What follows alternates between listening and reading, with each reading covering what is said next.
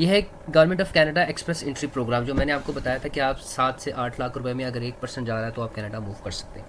इस पेज पे ये गवर्नमेंट का ऑफिशियल पेज है, इसका लिंक मैं वीडियो के डिस्क्रिप्शन में ऐड कर देता हूँ, आप इसे एक बार चेक कर लीजिएगा।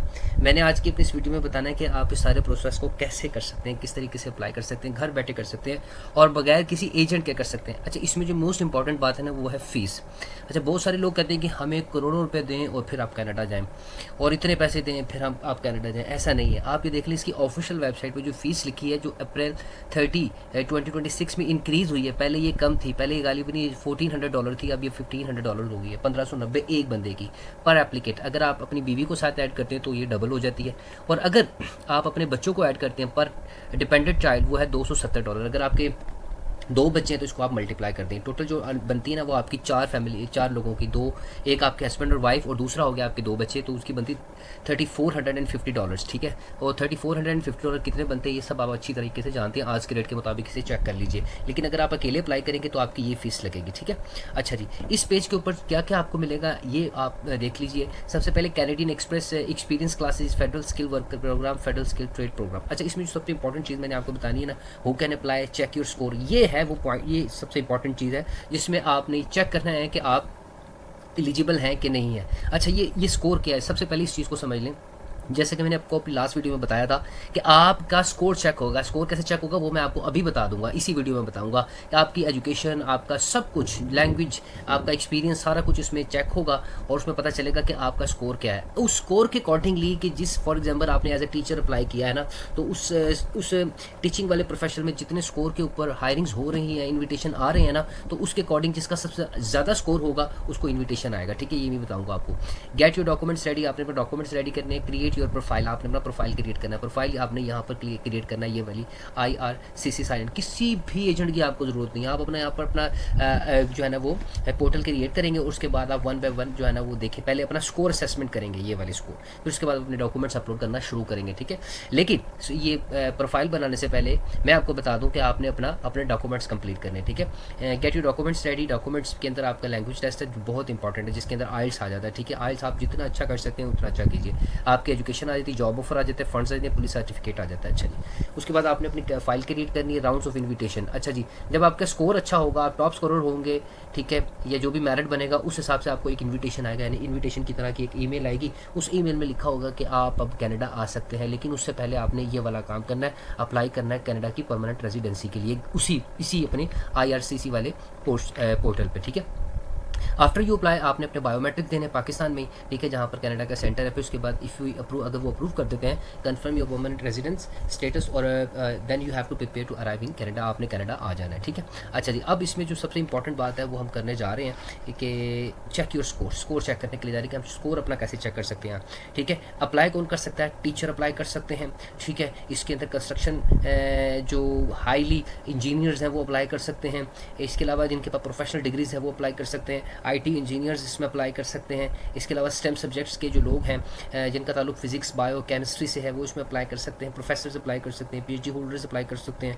और इसके अलावा जो है ना जिनके पास स्किल्ड है, जैसे इलेक्ट्रिशियंस हो गए, लेकिन ऐसा नहीं कि आप इलेक्ट्रिशियन हैं और बगैर आपके पास कोई डिग्री नहीं है और आप अप्लाई कर दें, ऐसा नहीं होगा। आपके पास डिग्री होना, उसका सर्टिफिकेट होना बहुत ज़्यादा ज़रूरी है। ठीक है, अब चलते हैं हम इस अपने चेक योर स्कोर के ऊपर। ठीक है, अच्छा जी, स्कोर चेक करने के लिए सबसे पहले आपने ये इस वाले आ जाना है अपने CRS कैलकुलेटर पर।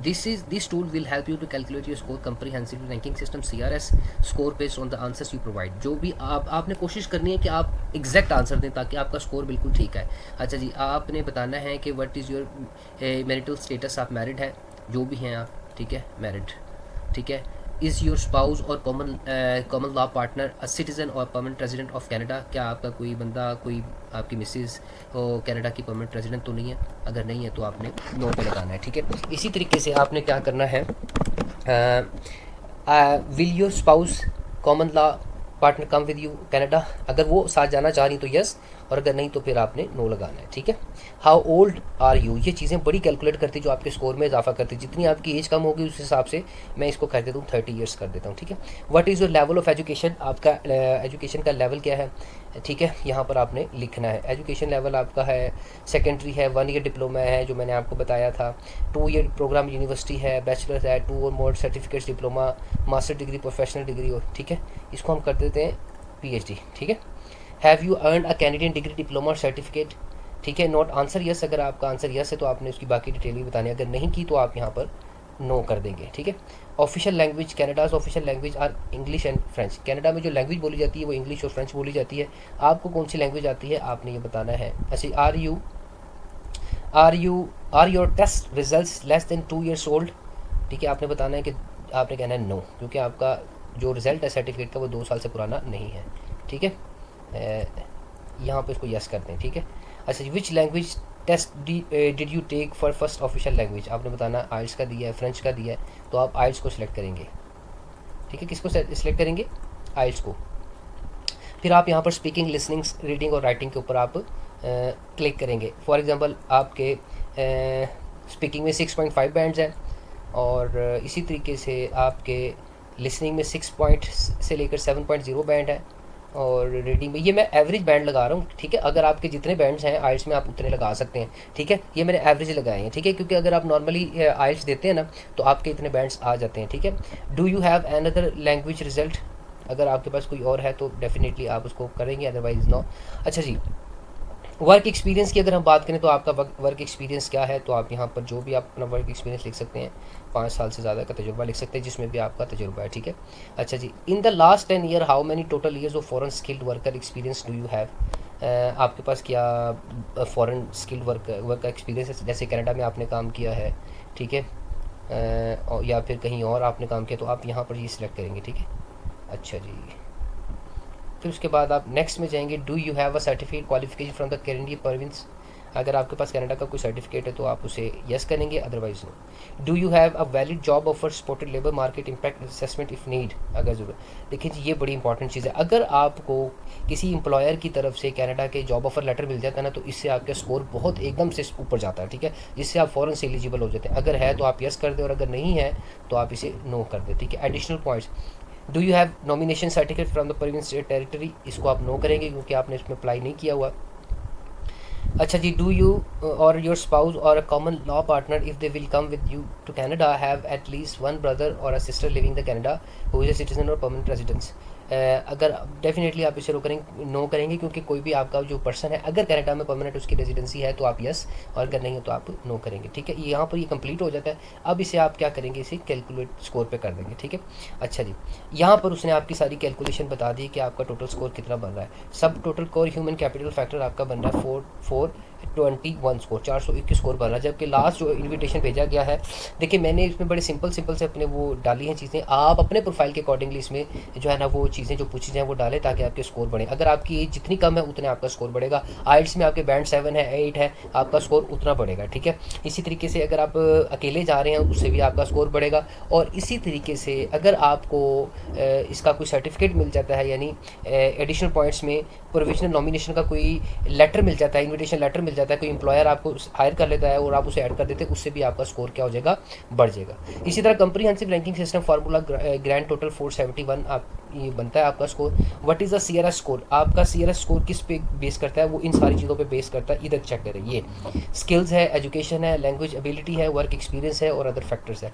To get an invitation to apply your CRS score must be above the minimum points of your round of invitation. Cut off scores में वेरी ईच राउंड। हर दफ़ा जब आपको इन्विटेशन भेजा जाता है किसी भी कैंडिडेट को, एप्लीकेंट को, तो क्राइटेरिया जो है ना, यानी कट ऑफ जो स्कोर है वो डिफरेंट होता है। फॉर एग्जांपल लास्ट ईयर का 500 था, अब जो है ना वो 400 होगा। लास्ट ईयर 700 था, 500 होगा स्कोर, ठीक है। अब ये डिफरेंट जो है ना वो डिपेंड करता है, ठीक है। अच्छा जी, ये हमारा हो गया, रिजल्ट चेक हो गया जो हमने चेक किया है अभी कि आपने कैसे करना है।